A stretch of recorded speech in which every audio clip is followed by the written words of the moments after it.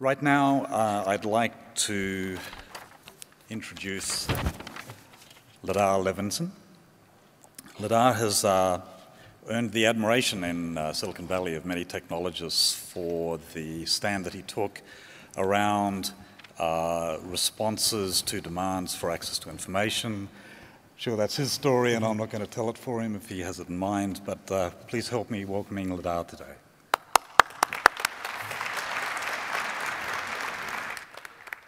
Thank you. I'm not going to tell my story again. I think I've told it enough times, at least for my own good. I'm actually here to talk about the future.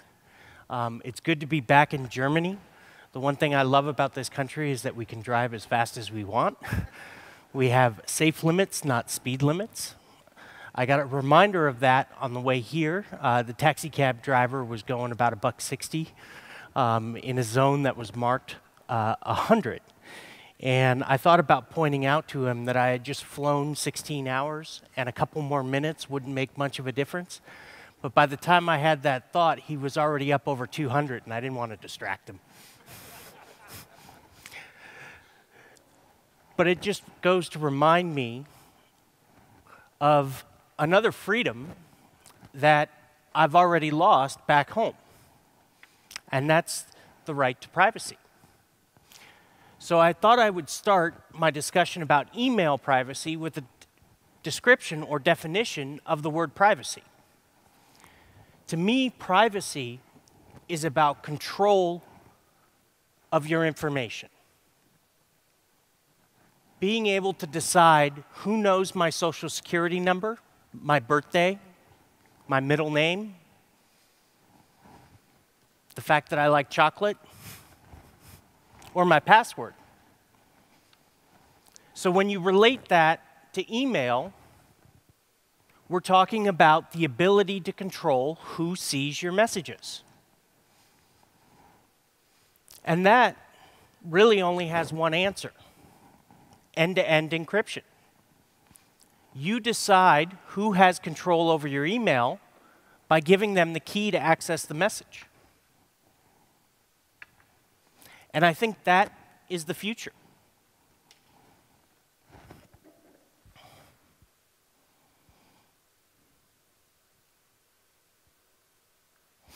So, Martin stole big portions of my speech, or at least the theme of it. But he did bring up something very important that I wanted to talk about. He said that the future will be information-centric security. I disagree with the first word.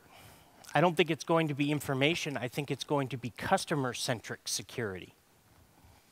There's an important distinction there.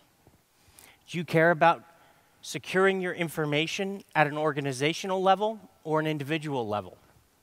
Because both could be your customer. Now, the problem is designing new standards for protecting information that takes into account all these new variables is incredibly difficult. Trust me, I've been trying. Been working on a little project to do exactly that. To make email security, end-to-end encryption for email, automatic. And what I've found is that we've solved the problem of encrypting a real-time conversation. We agree on a key that we're going to use that one time for that conversation. But when the two parties have never even met, let alone exist online at the same time, securing that conversation becomes a lot more difficult. You have to go out and discover the other person's key. Which brings me to an inviolable rule. The more automatic you make security, the easier it is to fool. And in a world where we have to worry about attackers with unlimited resources, sophisticated technology, the world's largest pool of cryptographers, building a system that can't be tricked, or at least easily tricked, is an incredibly difficult technological problem to solve. I think I've got some ideas on how to do it. Hopefully I'll be finding out in the next couple of weeks if they'll actually work when I show them to other people.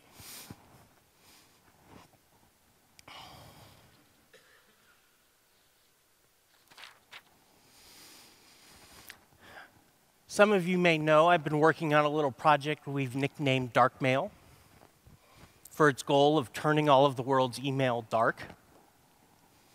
But really what the goal of that project is about giving users back control over how much they want to trust their service provider. The cloud doesn't go away. The cloud remains a commodity. It provides a service. But now you have control over how much access or how much you need to trust them not to peek inside your inbox. So let me talk about some of the problems that we've been trying to attack. Keep in mind, the goal of dark mail is to make all of these happen automatically from the perspective of the user. Because unless we can accomplish that, we will never see ubiquitous email end-to-end encryption. And that's really our goal. We want to be able to talk to the person that we've never talked to before, who has no concept of security, say a journalist, and know that we can communicate with them securely without them having to go back to college and learn how to use the tools. Some of the problems that users seem to have issues with are key generation and management. When you get outside the technological community, you start using words like public keys, certificates, X509, and you get glass-eyed folks saying, yeah, that's good, that's great. What the heck did you just say? How do I use it? How does it apply to me? It needs to happen under the covers. Key discovery. How do I know that this key that I'm encrypting this message to actually belongs to you? Again, Martin brought this up. How do we know? How can we authenticate the identity of the other party that lives out all the way across the internet? It's a problem we've solved inside an organization through central management, a central authority, federated if you ask Microsoft, but having a centralized server that everybody authenticates to. But when we go out into the Wild West that is the internet, how do I know that the person I can't see is actually the person I think it is? Perfect forward security. If somebody happens to intercept that message, how do I know they're not going to hold on to it? Break into my apartment late at night or my office late at night, get the key and decrypt it later. And then, of course, metadata. Unless we can figure out a way to protect the metadata, it's just a matter of time before we lose another one of our valued freedoms, which is the freedom to associate. I mean, you've already seen this happening today. I'm in Germany. There's another former American civil misfit who's made Germany his home, Jacob Appelbaum, and I wanted to email him to tell him I'd be here. But I was afraid if I emailed him, I'd show up on one of those magic lists that would put me under an even bigger microscope. Unless we can protect the metadata as well, we're not going to solve the problem.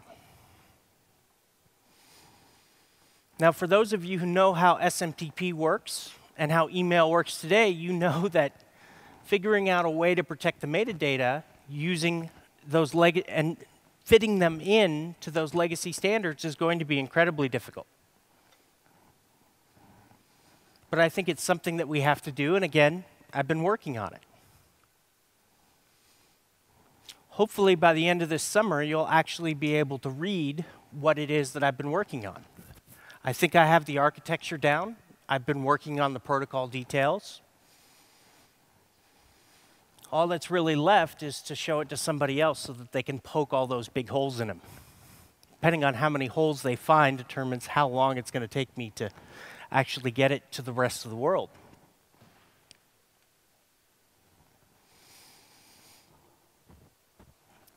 But that's just the exchange of messages.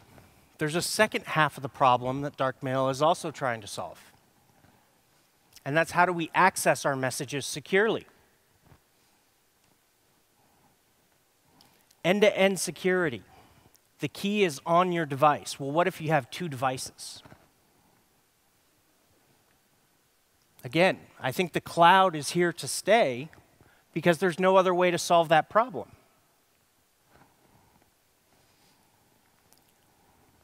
Okay, so we've figured out how to do encryption on the terminal, on the client. But what about all those people who like webmail? Can we really trust the JavaScript that's been loaded off the server if the server can be so easily compromised? Easy being a warrant. Or other means if you don't happen to live in the US, I guess, right? Mobile devices. When the message is a giant encrypted blob, how does a cell phone with limited network bandwidth and processing power access the text of the message without also downloading the 28 megabyte file of their best friend playing with their kitty cat?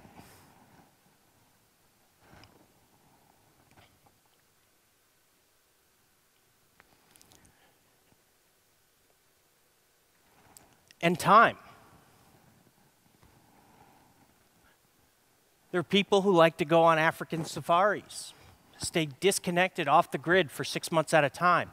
They come back, they check their mail. How are they going to find the public keys for the people that sent them messages 6 months ago so that they can validate those messages?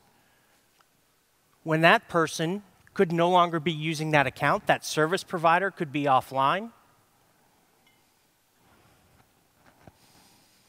These are all technological problems that keep me up at night.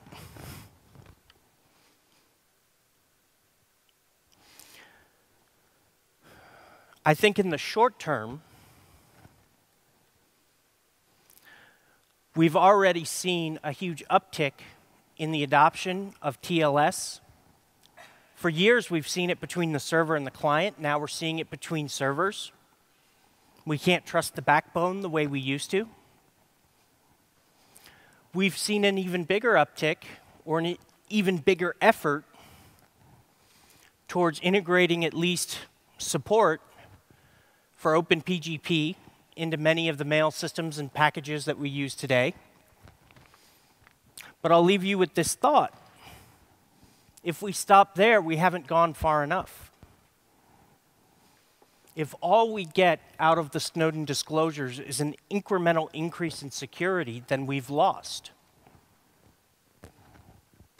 Because what we've learned is that the systems and tools that we use today can all be defeated.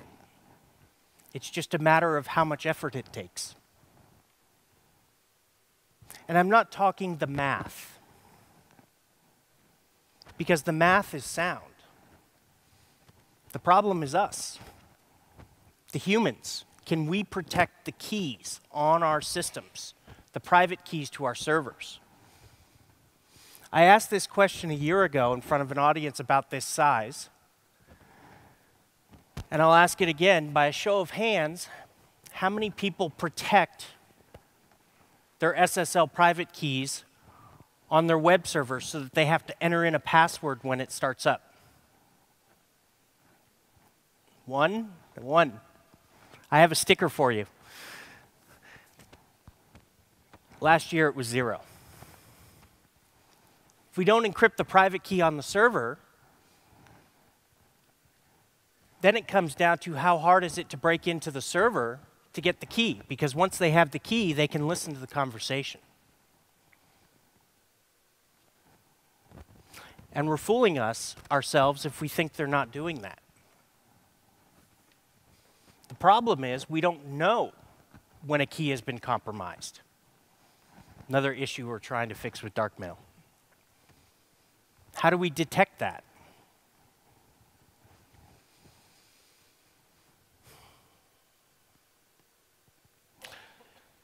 One thing I still struggle with is hardware. How do we solve the problem of trusting hardware? Because I think that's where we're going. We've seen how easy it is to break into web servers, defeat operating systems. We're seeing a bigger move towards virtualization, just to separate the physical hardware from the operating system to make it a little bit easier. But I think ultimately, we're going to see more systems designed to separate out the cryptographic functions from the user-level functions. Even if they happen to compromise my machines, they still can't get access to my machine, to my private keys. There are systems and tools to do that today. I think one of the vendors here is SafeNet. They make hardware security modules that do exactly that. But the question is, how can you trust them? Unless you have an electron microscope in your garage and a degree in electrical engineering, you can't exactly pull the wafer apart and make sure it's doing exactly what it says it does. I don't have a solution to that problem yet. But when we start talking 10 to 20 years out, when we start moving towards a world where everything is encrypted end-to-end, that will be our next challenge, is protecting those keys. In terms of my timeline, when I get back to Texas, I'll actually be capping off the release of Magma Classic, which is the source code that was powering Lavabit when I shut it down, sort of a white-boxed version of it, trying to get that out to the world, which does server-side encryption. It protects data at rest. Coupled with PGP, it's a pretty good solution.